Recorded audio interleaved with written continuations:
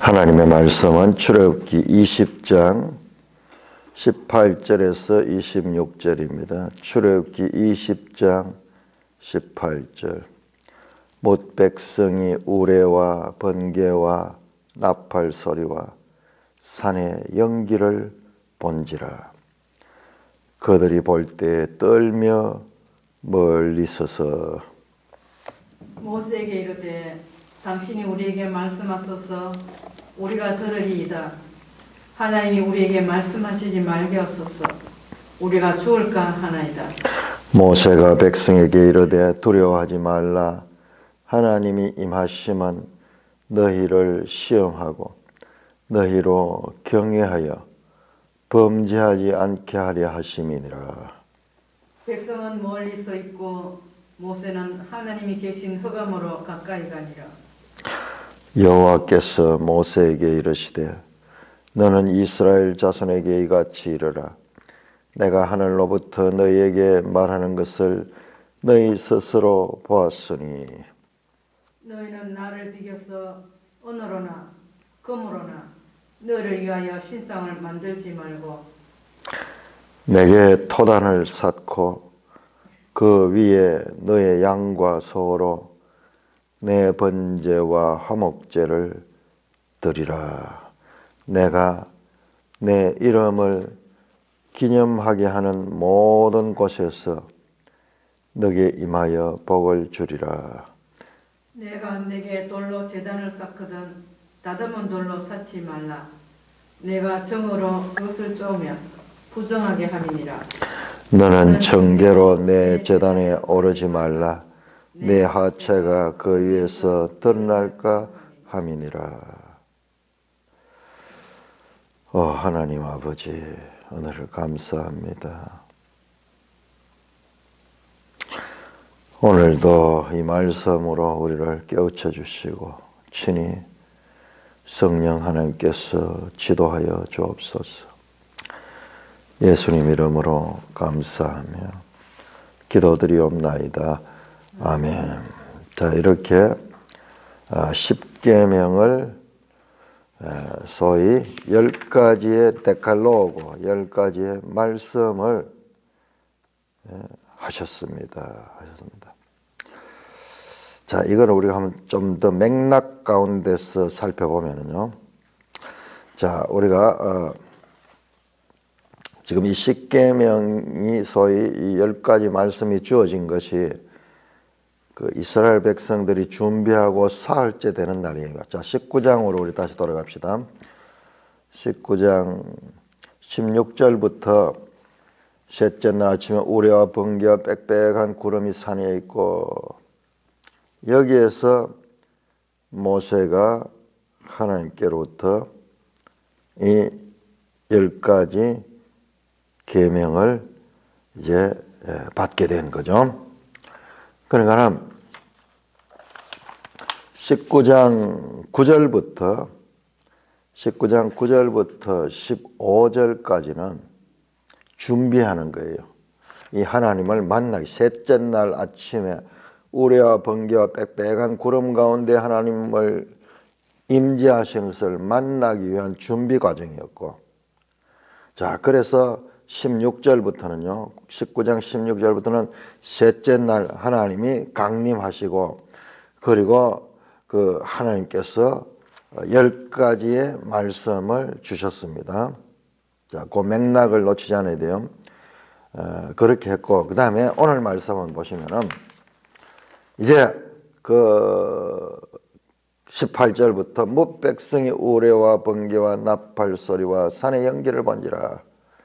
다시 이스라엘이 그 하나님의 시내산 꼭대기에 강림하신 그 장면을 다시 말씀하고 있습니다. 그 백성이 볼 때 떨며 멀리 서서 있었다. 요 19장 16절과 같은 내용이에요. 19장 16절에 셋째 날 아침 그 하나님이 그 약속하신 그 임재의 날, 우레와 번개와 빽빽한 구름이 산에 있고 나팔 소리가 있니 모든 백성이 다 두려워 떠는 그 장면이 10가지의 말씀 데칼로그를 주고 난 다음에 똑같이 지금 묘사되고 있습니다. 그리고 이어지는 내용은 그 하나님의 현현 임재하심에 대한 이스라엘의 반응을 다루고 있습니다. 앞에서는 하나님의 임재를 위한 이스라엘의 준비를 다루었고, 이제 하나님이 약속대로 임재하셨고, 그리고 지금 20장 18절부터는 그 임재하시고 10가지 말씀을 주신 후에 그 백성들의 반응을 다루고 있습니다. 그러니까 이 빽빽한 구름과 나팔 소리와 번개와 우레 뭐 이러한 것들 하나님의 임재의 상징들이 지금 관로같이 되어 있고, 그 속에 하나님의 임재하심이 지금 나타나고 있는 겁니다. 그 중간에 10가지의 말씀, 데칼로그가 그 속에 있다. 19절 모세에게 이르되 당신이 우리에게 말씀하소서. 우리가 지금 글로 써 있어 그런데 이거를 조금 깊이 봐야 돼. 18절은 백성이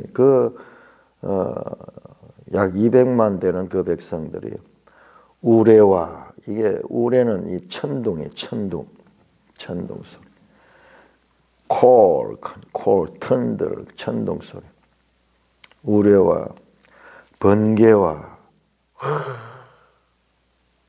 나팔 소리와, 나팔 소리도 얼마나 큰지 백성들이 두려웠죠. 그리고 지진이 일어났죠. 지금 여기는 안 나오는데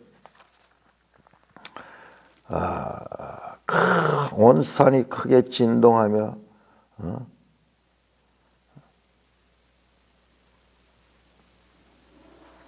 하나님이 임하시니까는 온 산이 막 진동하는 그런 너무나 두려운 소리로, 시각적으로 청각적으로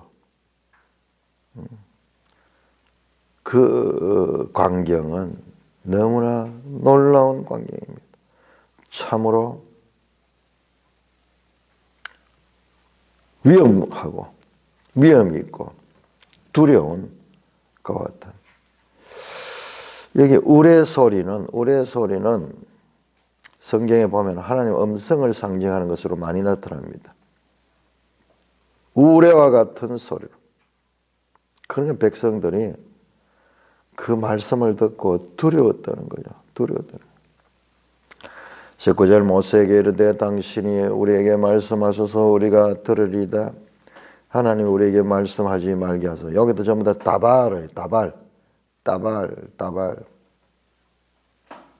우리가 죽을까 하느냐. 그 너무나 위험에 차고, 그리고 실제적으로 이 큰 소리를 들으면요, 사람이 이 신체도 상합니다. 이때까지 저는 그런 걸 전혀 못 느끼고 이 기계를 좀 만졌는데, 그 소리 나는 기계를 만지고 한 1시간 정도 그랬었는데, 나중에 보니까는 그 소리가 계속 귀에 들리는 거예요. 며칠 가더라고요. 그 이명칸데, 우리 귀락하는 것은 이게 연약한 거예요. 어느 정도 이상의 큰 소리를 듣게 되면은 기관이 고장이 나버려요. 처음 들어봐, 그런 거. 그래서 이제 인터넷에 찾아보니까는 그런 소리를 듣고 사는 사람들이 많다 그러니. 기계 소리가 크게 나고 이런 데는 반드시 귀마개를 하고 그 보호를 해야 돼, 소리에도. 이때까지 소리 때문에 그런 걸 느껴본 적은 없었는데, 소리도 우리가 얼마나 연약한 존재, 소리도 어느 정도 이상 가는 게 지속되면은 이 기관 자체가 고장이 나버려. 그래서 계속 그 기계 소리가 들리는 거예요. 그러니까 이 백성들이 이게 죽을 것 같은 거예요. 죽을 것 같은 거예요. 한번 생각해 보세요. 번개도 버벅 치고, 그 다음에 막 큰 나팔 소리도 크게 들리고, 산이 흔들리고, 그러니까 이 백성들이 두려워 지금 죽을까 합니다. 모세가 백성에게 이르되 두려워하지 말라. 하나님의 임하심은 너희를 시험하고 너희를 경외하여 범죄하지 않게 하려 하십니다. 그 모세가 중간에서 지금 이 중재자 역할을 하는 것입니다. 하나님이 임하시면 너희를 시험한다. 시험한다는 말씀이 15장 그 마라에서도 나타났고 16장 그 신광야에서도 나타난 말씀이에요. 하나님이 너희를 시험한다. 그 백성을.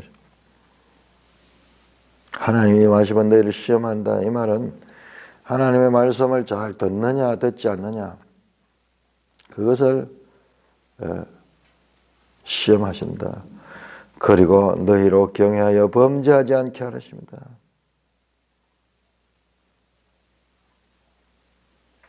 하나님이 너희를 시험하고 경외하여 범죄하지 않게 그 말씀을 잘 듣도록 그렇게 하고 범죄하지 않게 한다. 그래서 백성은 멀리 서 있고 모세는 하나님 계신 흑암으로 가까이 가니라. 또 모세가 이 흑암이 저 산 위에 있으니까는 산 꼭대기로 다시 올라가면 네 번째 지금 모세가 올라갔다 내려갔다 올라갔다 내려갔다 그 백성과 하나님 그 사이에 중재자로서의 모습을 그림처럼 보여주는 거예요. 하나님이 모세 없이도 다 할 수 있어요. 그렇지만은 지금 하나님은 이 사건 자체가 중요한 것이 아니라 이 사건을 통해서 오고 오는 세대들에게 하나님이 누구신가를 알리는 것이 목적이기 때문에 모세가 왔다 갔다 하면서 중재자 역할을 합니다. 백성은 멀리 서 있고 모세는 하나님이 계신 흑암으로 가까이 가. 이 장면을 한번 생각을 해보면 참 무수한 그 백성들은 참 멀리 두려움 가운데서 멀리 서 있고 모세 혼자 저 산꼭대기 임한 흑암 가운데로 다시 올라갑니다.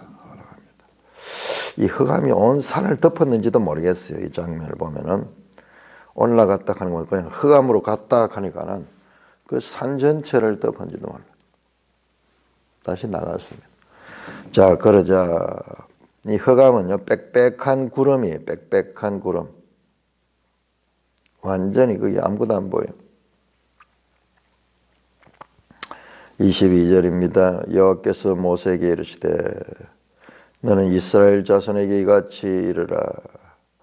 내가 하늘로부터 너에게 말한 것을 너희가 스스로 보았으니 너희는 나를 위해. 다 두 번째 또 십계명 이후의 말씀을 줍니다. 자, 우리 이걸 잘 구분해야 되는데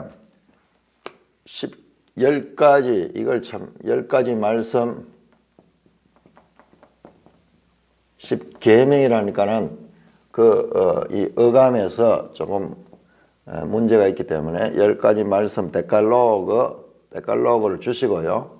그 다음에 지금부터 주는 거는 자 20장 22절부터 23장 마지막 절까지 23장 마지막 절은 33절이네요. 23장 33절 그리고 24장 나옵니다. 자, 여기서부터 중간에 다시 그 하나님의 임재에 대한 반응 반응이 있었고 요 앞에서 하나님 임재에 대한 준비가 있었고 임재 준비 19장이죠. 그 다음에 여기는 20장 10가지 말씀이 있고 그 다음에 20장 그 사이에 그 임재에 대한 반응이 20장 18절에서 21절까지 20장 18절에서 21절까지 임재 준비하는 모습, 그 다음에 임재에 대한 반응이 있고 그 안에 10가지 말씀, 소위 10계명이 들어있고 그 다음에 이어서 22장부터 23장, 33절 길게 여기서 지금 말씀이 계속 주어집니다. 이걸 갖다가 언약의 책이라 그럽니다. 언약의 책이다. 근데 그 당시엔 책은 없었는데 자, 언약의 말씀을 주십니다. 자, 요 10가지 말씀과 이것의 관계가 어떻게 되느냐 그러면은 이 10가지 말씀이 하나의 헌법 같다 그러면은 전체 법의 기둥과 같은 그런 역할을 한다 그러면은 지금 이 언약의 책에 나온 내용들 요 내용을 세부적으로 그렇게 자세하게 설명하는 적용하는 적용법이라 그럴까요? 판례가 그 판례 그 법을 가지고 실제 여러 가지 상황에서 판례를 가르쳐주는 그와 같은 내용입니다. 이건 하나의 큰 이 기둥과 같은 정신이고 이 10가지 말씀을 어떻게 삶의 현장 가운데서 적용하는가 사례에 따라 만일 어떠한 상황에서 어떻게 하나님의 법을 적용하는가 자세한 판례가 나오는 것이 이 언약의 책입니다. 이걸 왜 언약의 책이라 그러냐 그러면은 자 우리 24장 한번 볼까요? 24장 이걸 구별할 수 있어야 돼요. 24장 7절 뭐예요?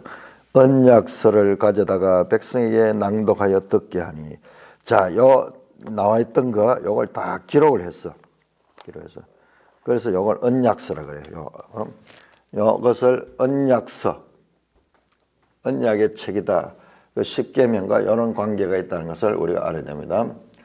자, 그러면은 우리가 또 나중에 레위기는 있고 그 다음에 뭐 레위기가 또 법이 있잖아요. 그건 또 뭔가 이걸 구별할 수 있어요. 우리가 이게 되게 산만하게 돼 있어요. 일단 이와 같은 법이 있고요. 레위기는 뭐냐 그러면은 레위기의 법은 뭐냐 그러면은 자 25장부터 이제 다시 성막을 만듭니다. 성막을 만듭니다. 아직까지 성막이 없는 상태예요. 여기는 성막이 없는 상태고 하나님께서 모세에게 성막을 만드는 법을 주시고 레위기는 그 성막에서 행하는 제사법부터 시작하는 거예요. 물론 이제 그리고 그 뒤에 또 제사법 이외에도 법들이 많이 나옵니다. 음식법도 나오고 위생법도 나오고 법들이 나옵니다. 그거하고는 조금 구별돼 순서적으로 시간적으로 일단은 제일 먼저 주어진 말씀은 이 10가지 말씀과 더불어서 이 언약의 책이다. 언약의 책이다. 그거는 또 성막이 짓고 난 다음에 다시 언약이 보강되는 거야. 제단에서 이 장막 그 성막에서 어떻게 제사를 지내야 될 것인가 되는 거. 그건 일단 성막이 있어야지 그 법이 필요하게 되니까는 그런 관계로 우리가 구별을 해서 봐야 됩니다. 자, 제가 이 10가지 계명과 언약 책의 관계를 이것은 하나의 헌법과 같은 것이고 이것은 좀 세부적인 것이다 그렇게 말씀했는데 우리 한번 볼까요? 제일 먼저 나오는 게 22절 23절이죠. 이 이스라엘 자손은 하나님이 다바르 말씀하시는 것을 다 보았는 거예요. 그래서 모세가 전해주는 것은 이게 하나님의 말씀이다, 하나님의 말씀이다 하는 것을 이제 다 확인하게 되고, 모세는 권위 있는 하나님의 이 지도자, 그 백성들의 지도자로서 하나님의 대리자로서의 역할을 하게 되는 거죠. 이 언약의 책 속에는요, 다양한 내용들이 나옵니다. 제일 먼저 나오는 것이 뭐냐? 제일 먼저 나오는 것이 23절이에요. 너희는 나를 비교서 은으로나 금으로나 너희를 위해 신상을 만들지 말고. 요거 앞에 나왔죠. 10가지 말씀 데칼로그에서 나왔죠. 먼저 하나님을 형상을 만들지 마라. 같은 이야기잖아요. 같은 이야기.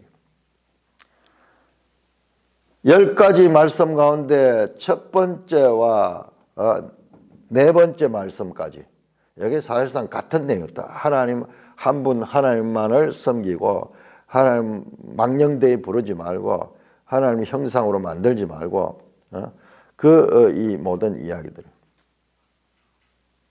그거를 더 세부적으로 은으로나 금으로나, 자, 여기 보세요. 중요한 말씀이 너희를 위하여, 너희를 위하여. 사람은요, 지금 우리는 이 배경을 알아야 되는 게, 이스라엘 백성은 애굽 땅에서 종살이를 수백 년 해왔잖아요.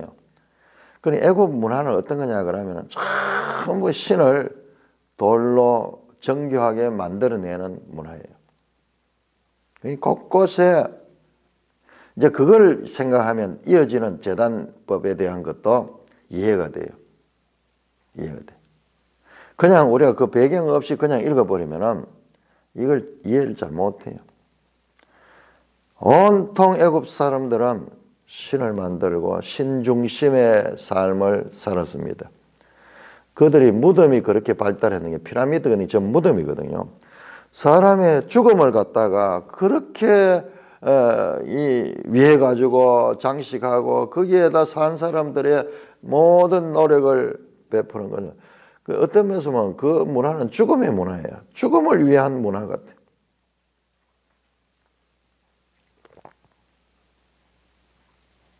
그렇게 하지 마라.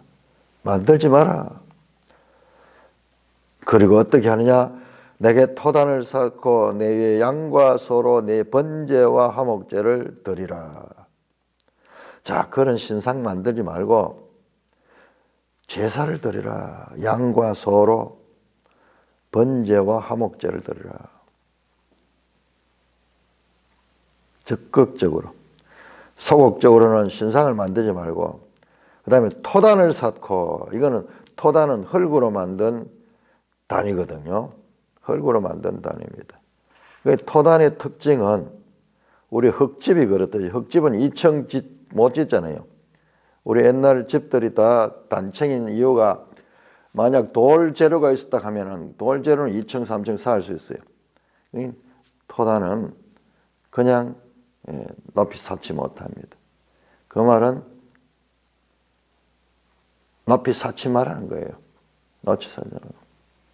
뭐가 여기 영상이 되면 바벨탑 같은 건요, 토단이에요. 바벨탑도 토단인데 어떻게는 벽돌이에요. 불에 구워가지고 돌같이 만드는 토단. 그러니까 높이 쌓아가는 게요. 여기는 그게 아니에요. 그냥 흙으로 단을 쌓거든. 그리고 거기에 양과 소로 번제와 화목제를 드리라. 내가 내 이름을 기념하는 모든 곳에서 내게 임하여 복을 주리라. 자, 그 제단 있는 곳에 하나님의 이름을 기념하는 것이라는 거예요. 이게 앞으로 장차 이제 성전이 되겠어요. 성전은 하나님의 이름을 기념하는 곳이에요. 그럼 아직까지 성막도 없고 성전도 없는 시대를, 시간적으로 그걸 봐야 됩니다. 이 뒤에 보면 그런 내용 없죠. 토단 쌓아가지고 뭐 하고 이런 거 없죠. 나중에는 이제 성전이 지어지면 전부 성전 중심으로 바뀌는 거죠. 그러니까 이 법도 어떻게 나 법도 상황에 따라 가지고 발전하고 있다는 것을 봐야 돼요. 아직까지 성전이 없을 때, 그때 하나님께 제사를 드리라고 말합니다. 그것도 토단을 쌓고. 그러면은 내가 이 모든 곳에 그 제단에서 임하여서 너에게 복을 줄 것이다. 왜 토단인가? 왜 토단인가? 매일성의 해설도 잘 되어 있어요. 제 생각도 맞아요. 그리고 신상을 만들지 마라 그러잖아요. 만들게 되면 어떻게 되냐 하면은 하나님은 보이지 않는 분일 뿐만 아니라 초월적인 분이거든요. 그런데 사람이 상을 만들부터 그 순간부터 하나님이 물질화되고 제한되는 거예요. 그러니까 하나님은 사람의 손으로 만들면은 그 자체부터 하나님이 제한되고 하나님이 왜곡되는 거예요. 세상의 모든 주위의 나라는 전부 고대 국가는 신들의 나라예요. 그 가운데서 봐야 돼요. 그 가운데서 독특하게 우리 하나님은 신상이 없는 거예요. 신상이 완전히 구별되는 거예요. 완전히. 이 로마 시대까지 이런 것이 이어졌어요. 로마인들은 기독교를 처음에 인정 안 해서 종교가 아니라 그랬어요. 왜냐? 모든 종교는 기본적으로 제단도 있고 신상도 있고 뭐 그런 게 있는데 이 종교는 그게 없으니까요. 상이 없으니까 이건 종교가 아니다고 합니다. 그럴 정도로 독특합니다. 독특.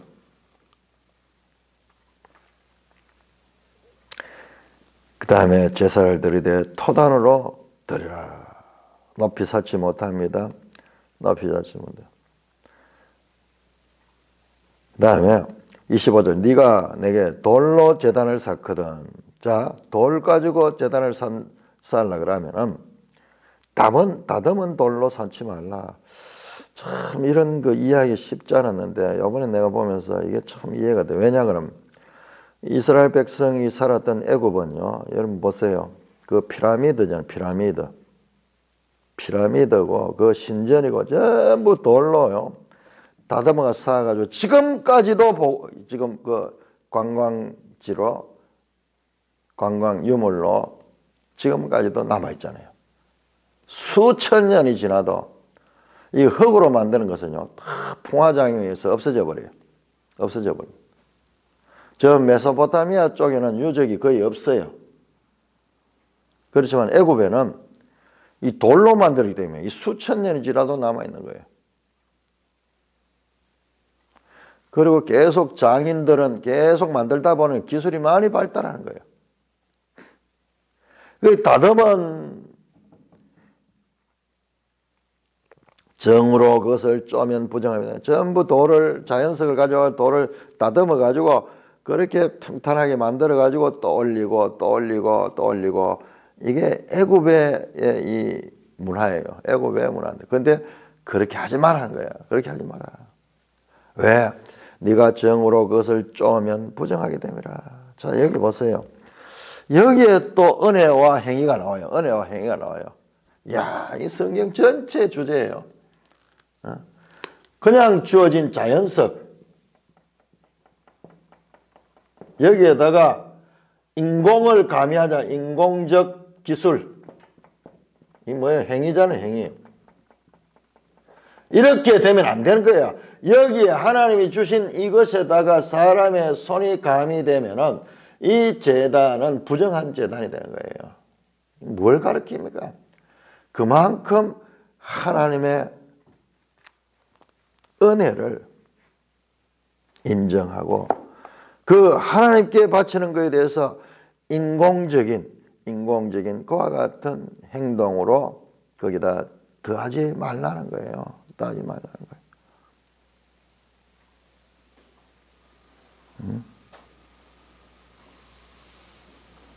이 메시지에도 그 메시지가 있는 거예요. 왜 사람은 쪼가지고 기술로 하면 얼마나 멋있고 아름다워요. 저 유명한 그리스의 조각들, 그 다음에 애굽의 조각들 전부 정으로 쪼아가지고 그렇게 정교하게 만들어가지고 오늘날도 그렇게 세계적인 유물로 자랑하고 있고 그깟 관광 수입을 올리고 있는데 그리스의 파르테논 신전들 전부 돌로 정을 쪼아 만드는데 그거하고 완전히 다릅니다. 완전히 다릅니다. 우리는 그걸 보면 아주 좋은 미술품이다, 이 아름다운 것이다, 가치 있다 하는데 하나님은 그것을 싫어하는, 그것을 싫어하는, 그거 자체를 대지 마라. 여기 메시지가 있는 거예요. 메시지가 있는 거예요. 하나님의 은혜로. 구원은 하나님의 100% 은혜로 되는 것이, 인위적인 것이 들어가면 오히려 이 하나님의 구원이 부정하게 된다. 참 징하게 하나님의 말씀은 은혜냐 행위냐를 우리에게 가르쳐주고 있어요. 우리가 이 문제의식을 가지다 보니까는 이게 보이잖아요. 십계명에도 마찬가지고 지금 언약의 책에도 마찬가지야. 마찬가지야. 자, 이어지는 내용은, 그렇다면 하나님은 인간들이 하는 일들을 참으로 싫어하는가? 그렇지 않아요. 그렇지 않아요. 제단에 있어서 하나님을 섬기는 일에 있어서 하나님과의 관계에 있어서는 100% 하나님의 절대 주권이다. 뒤에 보세요. 전부 다 사람에 대한, 사람 중에서도 종에 대한 규정들까지도 해서 인권을 존중하고 있습니다. 이걸 구분해야 돼요. 하나님이 인권을 무시해서 그런 것이 아니라 하나님의 주권을 강조하기 때문에 그런 거예요. 이 부분에서는 이 인간의 행위가 개입되면 그 자체가 오히려 부정해지는 거예요.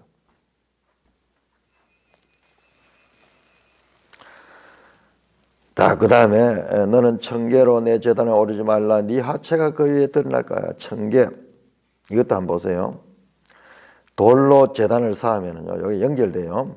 돌로 제단을 쌓으면 높이 쌓을 수 있어요. 따듬어 가지고. 그러나 이 자연석으로 쌓으면은 높이 못 쌓아요. 따듬어 가지고, 그러면은 높이 가면 올라가기 위해서, 제단 위에 올라가기 위해서 계단을 만들어야 돼요. 계단. 그러니까는 우리가 보세요. 저 미얀마 같은데 저런 나라도 가면은 피라미드가 있잖아요. 피라미드. 저 멕시코도 있고요. 전부 이 피라미드가 있어요. 그 계단이 있어. 계단이 돼가지고 그렇게 높은 데로 올라가고, 그 높은 데서 거기서 제사를 드리고, 이런 영화 같은 것도 보면 나오는데요. 그런 거 만들지 말라는 거예요. 결국 높은 제단을 만들지 마라. 피라미드 같은 그런 거 만들지 마라. 그리고 하체가 드러날까 함이라. 거기서 드러날까. 자, 이 말씀도 우리 매일 성경이 잘 해석을 했어요. 저 이방 제2에는요, 성적인 그와 같은 그 행위가 하나의 제사 행위로 그렇게 들어지고 있었습니다. 우리가 민수기에도 나오잖아요. 그러니까 그 제단에서 성적인 그런 행위를 하면 통해 가지고 신을 흥분시키고, 그래서 이 복을 내리고, 뭐 이런 식의 주의 국가들의 그와 같은 것들이 많았는데, 전혀 그런 것들이 개입할 수 없도록, 그리고 높은 탑과 같은 것을 세우지 말라고. 세우지 말라. 이방인 종교와 달리.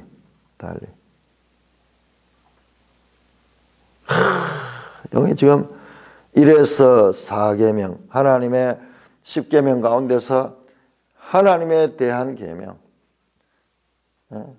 그 다음에 5계명부터 시작해서 나머지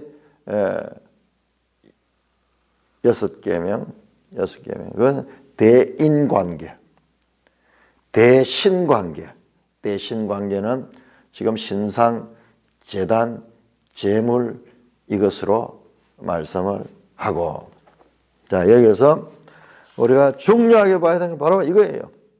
하나님 앞에 인위적인 것을 가지고 인간의 행위를, 하나님의 제단에 인간의 기술이라, 인간의 행위를 가지고 거기에다 첨가하지 마라.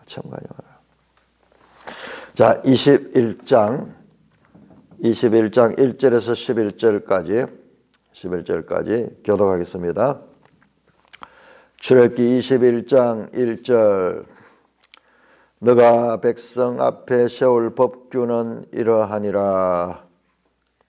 내가 아브라함의 종을 싸면 히브리 종을 싸면 그는 6달 동안 섬길 것이요 7째 해에는 몸값을 물지 않고 나가 자연이 될 것이며 만일 그가 단신으로 왔으면 단신으로 나갈 것이요 장가 들었으면 그의 아내도 그와 함께 나가려니와 만일 상전이 그에게 아내를 주어 그의 아내가 아들이나 딸을 낳았으면 그의 아내와 그의 자식들은 상전에게 속할 것이요 그는 단신으로 나갈 것이로되 만일 종이 분명히 말하기를 내가 상전과 내 처자를 사랑하니 나가서 자유인이 되지 않겠노라 하면 상전이 그를 데리고 재판장에게로 갈 것이요 또 그를 문이나 문설주 앞으로 데리고 가서 그것에다가 송곳으로 그의 귀를 뚫을 것이라 그는 종신토록 그 상전을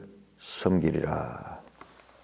사람이 자기의 딸을 여정으로 팔았으면 그는 남종같이 나오지 못할지며 만일 상전이 그를 기뻐하지 아니하여 상관하지 아니하면 그를 속량하게 할 것이나 상전이 그 여자를 속인 것이 되었으니 외국인에게는 팔지 못할 것이요 만일 그를 자기 아들에게 주기로 하였으면 그를 딸같이 대우할 것이요 만일 상전이 다른 여자에게 장가들지라도 그 여자의 음식과 업업과 동침하는 것을 끊지 말 것이요 그가 이 세 가지를 시행하지 아니하면 여자는 속전을 내지 않고 그저 나가게 할 것이니라. 자, 이 언약의 책에서 이제 제일 먼저 나온 것이 제단에 관한 법. 하나님 신상을 만들지 말고 제단을 이렇게 하고 그 제단에서 제사를 드리라. 짐승 제사를 드리라. 그렇게 가르쳤습니다.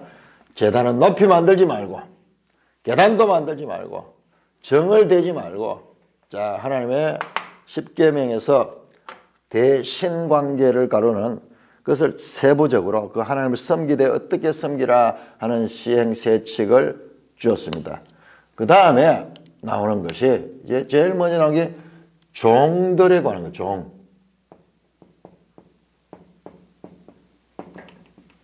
참 놀랍죠. 이걸 보고요 놀라운 거예요. 자 우리는요 지금 현대 관점에서 우리 현대 관점에서 지금 이 출애굽기를 봐서는 안 돼요. 그러니까는 우리가 십계명도 오해를 했는 거예요. 십계명도 우리를 옥죄고 우리를 이 부정적으로 막 억제하는 그와 같은 법으로 생각하는데 그 반대잖아요. 자유의 법이에요.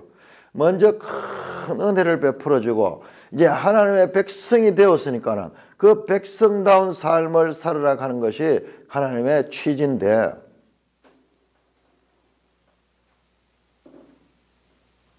우리는 오늘 우리 관점에서 보니까는 그게 못마땅한 거예요. 자, 우리가 한번 생각해 봅시다. 자, 우리 뭐 불과 백수십 년 전에만 해도 이 땅에도 상놈들이 있고 뭐 다 그래요. 백수십 년 전이 아니라 뭐 그 100년 전에도 그랬어요. 인류는 계속 그래왔습니다. 계속 그래왔습니다. 지금 이거는 지금 우리로부터 얼마 전이냐? 지금 3,500년 전이에요. 우리 불과 100년 전에도 이런 일들이 있었어요. 우리 어릴 때도 보면은 시골에 가면 머슴이 있었어요. 머슴. 종들이 다 있었어요. 그래 치면은 뭐 50년도 안 돼요. 없어진 게. 인류는 수천 년, 수만 년 동안 이어지면서 이와 같은 제도를 가지고 있었는 거예요. 그런데 상놈들에게는요, 상놈들은 뭐 복장이고 뭐고 아무 관계 없어요. 자기 마음대로 살면 돼요. 뭐를 가지도 안 합니다. 그렇지만은 그 규모 있는 집에 양반집 교수나 양반집 자제들은요, 옷 입는 거라든지 행동하는 것이나 음식 먹는 것까지도 다 법이 있어요. 법을 줬다는 것은 그만큼 인격적으로 높여준다는 그런 의미를 가지고 있어요. 무업자들은 그냥 무지랭이 같이 사는 거예요. 뭐 먹고 싶은 대로 먹고 놀고 싶은 대로 놀고 법이 없는 거예요. 그러나 그가 신분이 바뀌게 되면은 그 법을 지켜야 돼요.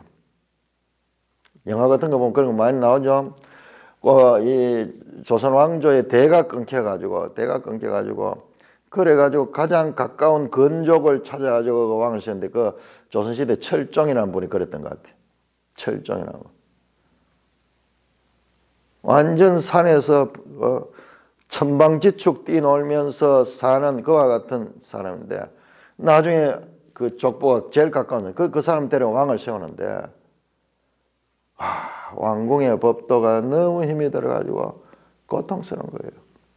왕이 되니까는 뭐 좋은 것 같지만은 그 왕의 법도가 얼마나 힘이 되는지 몰라요. 자, 그와 같은 시대에 제일 먼저 나오는 법이 인간들 가운데서도 가장 하층민인 종들에 관한 법이 하나님 제단법 다음에 지금 제일 먼저 나오고 있다는 것에 참으로 놀라운 거예요. 오늘 우리 관점을 보면 안 됩니다. 종이 어디 있노? 왜 성경은 종에 대해서 인정하느냐? 그건 바보 같은 소리예요. 3,500년 전 이 주변 모든 이런 문화들이 가득 있을 때요. 그런데 여기 자세히 보면요. 이 종들의 법에 관해서도 인권을 강조하고 있던 거예요. 인권을. 휴머니즘. 앞에서 제가 그렇게 재단을 만드는데 사람의 이것이 행위가 들어가는 것을 하나님이 거부했지만은 그러나 그렇다고 해서 인간을 무시하는 거예요. 하나님은 인간 가운데서 가장 낮은 종들에 관한 법을 가장 먼저 내세우며 인간을 존중하는 그와 같은 것을 보여줍니다. 1절입니다. 21장 1절 백성 앞에 세울 법규는 이라라 네가 히브리 종을 사면 히브리 종이 있네요. 히브리인도 종이 될 수 있어요. 동족끼리 종을 사면은 그는 6해 동안 섬길 것이요 7째는 그 몸값을 물지 않고 나가 자유인이 될 것입니다. 이게 놀라운 거예요. 이거는 그 당시로서는 상상할 수 없는 그와 같은 법인 거예요. 한번 종이 되면은 항구적으로 종으로 되고 그 자식도 종이 되고 그 자식도 종이 되고 신분의 변화가 없는데 그러나 이게 한시적 temporary 일시적으로 7년째는 자유민이 되는 거예요. 이런 법은 없어요. 이건 전무로 놀라운 복음인 거예요. 6해 동안 섬기고 7째는 몸값을 물지 않고 나가 자유네요. 완전히 거기서 이제 몸값을 물지 않고 이런 경우에 이제 물질 때문에 팔려온 사람이거든요. 그런데 그 대가를 다 치른 것이 되고 이제는 빚이 없이 거기서 자유롭게 되는 거예요. 이것은 그야말로 복음입니다. 만일 그가 단신으로 왔으면 단신으로 나갈 것이요 장가 들었으면 그의 아내도 함께 나가느니와 결혼했는 상태로 종으로 팔려왔으면 그 가족이 다 함께 거기서 자유민이 됩니다. 그런데 만일 사례가 이제 판례가 나오죠. 사람이 살다 보면 다양한 판례들이 있겠죠. 만일 상전이 그에게 아내를 주어 그의 아내가 아들이나 딸을 낳았으면 종으로 왔는 그 남자 종에게 상전이 여자를 줘가지고 그래서 결혼해가지고 아들, 딸을 낳았다 그러면은 그의 아내와 그 자식은 상전에게 속할 것이다.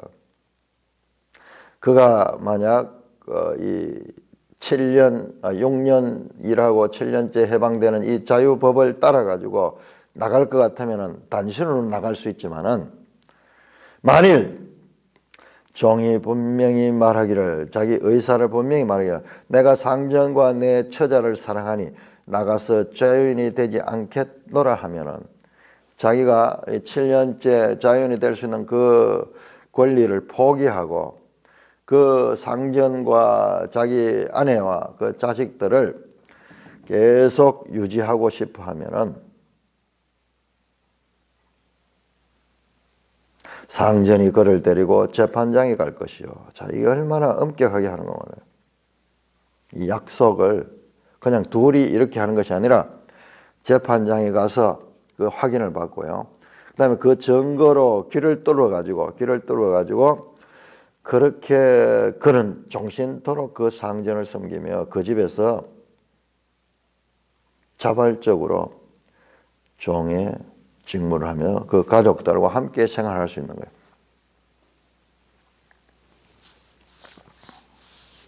베드로전서 2장 16절에 이렇게 말해 너희가 자유가 있으나 그 자유로 악을 가른 데 쓰지 말고 오직 하나님의 종과 같이 하라.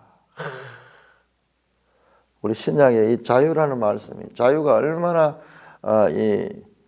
많이 표현되고 있는지 몰라요. 너희가 진리를 알지니 진리가 너희를 자유케 하리라. 너희가 그 자유를 위하여 부르심을 받았으니 갈라디아서 베드로전서 너희가 자유가 있지만 그 자유로 악을 가는 데 쓰지 말고 오직 하나님의 종과 같이 하라. 이런 법들이 신약에서 이렇게 풀어집니다. 종에 대해서도 인권과 그리고 법을 통해서 법규를 가지고 다스리도록 그렇게 말씀하고 있습니다.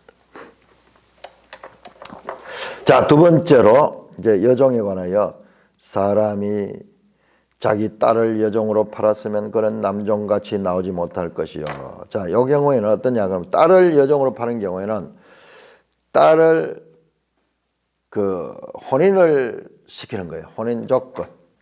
혼인 조건으로 파는 거예요. 세 가지 조건입니다. 만일 상전이 그를 기뻐하지 아니하여 상관하지 않으면, 근데 그 여자를 이 남편 되는 상전이 그것을 기뻐하지 않으면, 마음에 들지 않으면 그를 속량할 것이나 상전이 그 여자의 속인 것이 되느냐. 마음에 안 들면은 그를 속량하게 할 것이나 그것을 딴 데는 팔지 못하는 거야. 어디에? 외국인에게는 팔지 못하는 거야.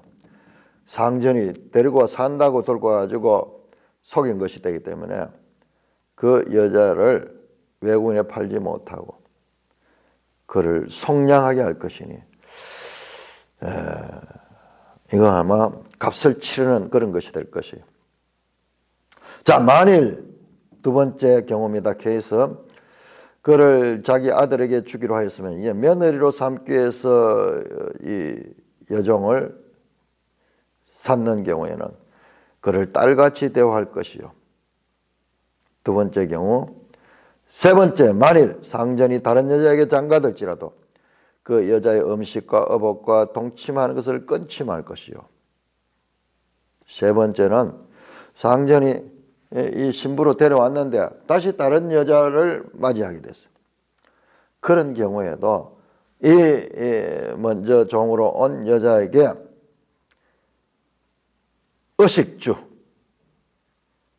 기초생활을 보장해 줘야 되고 그 다음에 동침하는 거지만 성적으로도 동침해야 되고 그 다음에 출산을 할 수 있도록 그렇게 했어요. 자녀가 생기면은요, 남편 없어도 괜찮아요, 나중에. 자녀가 여러 개 있으면은. 고대 국가에서는 자녀를 많이 가진 어미는 권력이에요. 그 자체가 권력이에요. 아버지보다 더 권력이에요. 실제적으로 뭐 여자가 쥐는 거지만은 사실 자식들 놓으면은 자식들은 전부 어미를 따르거든요. 그게 여성에게도 그와 같은 권리를 주는 거예요. 남자가 큰 소리 치는 것 같지만은 자식을 많이 가진 여자는 그 자체가 권력이에요. 비록 서름을 당하고 비록 이 남편이 딴 여자를 데려와 살고 그랬을지라도 그는 곧 힘이 없어지고요. 비참해져요. 나들 보니까. 주위에서 그런 보니까는 여자 여러 근이들은 여기저기 쫓아다니는 사람들, 본 부인을 버리고 했던 사람들, 우리 얼마 전 우리 아버지 때만 해도 그런 게 있었잖아요.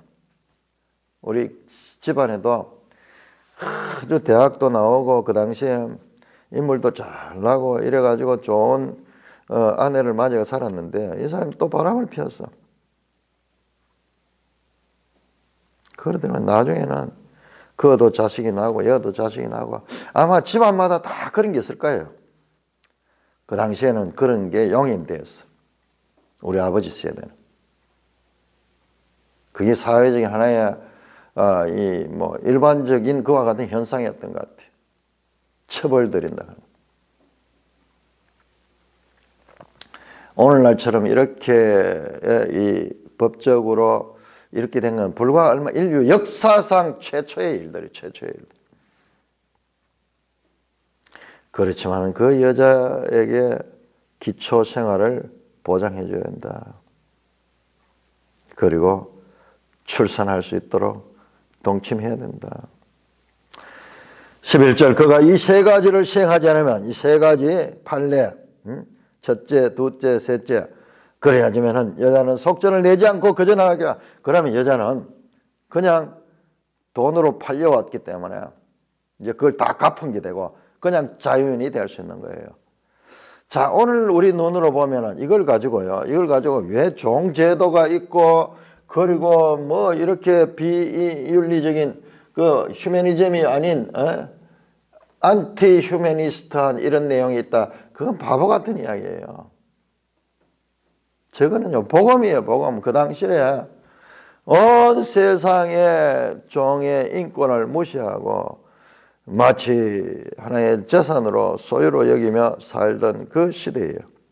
이런 법은 종의 권리와 자유와 인권을 보장해주는 그야말로 놀라운 법입니다. 놀라운 법입니다. 십계명도 우리가 거꾸로 생각하고 이 언약책의 법들도 거꾸로 생각하는데 그게 아니에요. 이걸 보존해 주는 거예요. 우리 뒤에 보면 나오는데 이에는 이, 눈에는 눈, 그 이야기도 우리 생각하고 반대예요. 과잉 보복을 금지하는 법이에요. 이것도 참 이 법들이 지금 보세요. 전부 상전이 지금 제재가 되는 법이잖아요.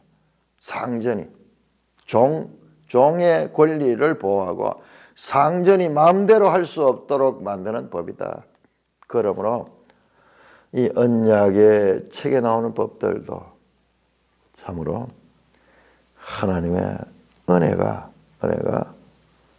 배에 있는 그와 같은 구체적인 판례들을 다루고 있다. 그 10가지 계명 가운데서 이 5제부터 10제까지 이 6계명이 대인관계, 사람과의 관계. 그래서 그 사람 중에서도 가장 사회적 약자인 그 종들에 관한 법을 가지고 지금 이 언약의 책은 시작이 되고 있습니다. 하나님의 백성으로서 어떠한 사회생활을 해야 될 것인가. 거기에 하나님의 백성다운 인간의 권리를 존중하고 그리고 그들의 인권을 보존하는 그와 같은 법을 통하여서 하나님의 백성의 윤리를 가르치고 있습니다. 오늘 우리 현대의 기준을 가지고 이걸 보는 것은 그건 바보짓이에요. 우리 아버지 때만 해도 인류 수천 수만 역사 가운데서 우리는 지금 특별한 시대를 살고 있어요. 이게 어떻게 해서 이렇게 됐냐? 이것도 전부 다 하나님의 법 때문에 그런 거예요. 하나님의 법 때문에. 종교개혁 이후로 이와 같은 하나님의 말씀의 빛을 통해 가지고 인류가 이렇게 문명화되고 이렇게 인권을 보장받는 삶을 살게 된 거예요. 내가 기독교에 대한 목사라고 해가지고 기독교에 대한 어떤 것을 과잉 해석해서 그런 건 아닙니다. 우리가 몰라서 그런 거예요. 전혀 과잉 해석이 아니고 실제로 이 모든 것이 바로 이 하나님 말씀에서 나온 거예요. 온 세상이 그 말씀의 빛을 통해서 이렇게 밝아지고 자유와 인권을 누리는 거예요. 여러분 공산주의 국가 보세요. 공산주의 국가 인권이 있는가? 지금 중국에 들어간 사람들 이야기를 들어보니까요. 목사님이 설교하러 갔는데 그 모든 게 다 감시가 되고 그게 다 녹음이 돼가지고 녹화가 되고 모든 곳에 모든 거 CCTV가 다 돼 있어요. 다 돼 있어요. 그래서 중국에서 최고 발전한 기술이 그 수만 명이 운동 경기장에 앉아 있더라도 그 안면 인식을 통해 가지고 그 범죄자를 잡아내는 걸 그걸 할 수 있는 그런 기술을 가지고 있다. 그만큼 뭐냐? 감시하는 거 감시. 감시. 우리가 하나님의 말씀을 통하여 고대 국가에서도 이스라엘은 이와 같은 법을 가지게 되었고 우리 현대도 이 종교개혁의 빛을 통하여서 하나님의 말씀을 통하여서 인류가 짐승 같은 삶에서 이와 같이 복을 누리게 된 거예요. 북한을 보면은 그 빛이 없으니까는 지금도 짐승 같은 삶을 살잖아요. 우리 하나님의 말씀이 가지고 있는 그 영향력, 파급력이 얼마나 큰지 갈라디아에서 그래서 너희는 자유를 위하여 부름을 받았다. 그 자유. 하나님의 백성으로서의 자유. 너희는 자유가 있으나 그 자유로 악을 가린 데 쓰지 말고 오직 하나님의 종과 같이 되라. 베드로전서 2장 16절 말씀. 다 배경이 이와 같은 배경을 가지고 있는 것입니다. 찬송가 305장입니다.